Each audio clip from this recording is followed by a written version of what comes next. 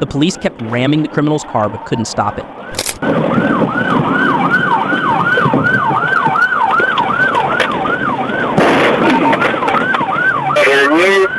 Go ahead towards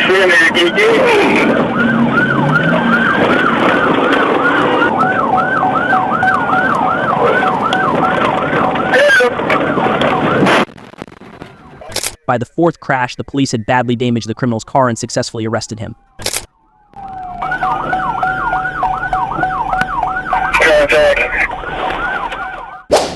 On 0509-2022, while patrolling Torch Hill Road, I observed Kamontai Brown in a Ford Crown Victoria racing another vehicle. After fleeing a traffic stop, multiple attempts at a pit were unsuccessful. Brown was eventually stopped and arrested. He smelled of marijuana, consented to a blood test, and was transported to jail without incident.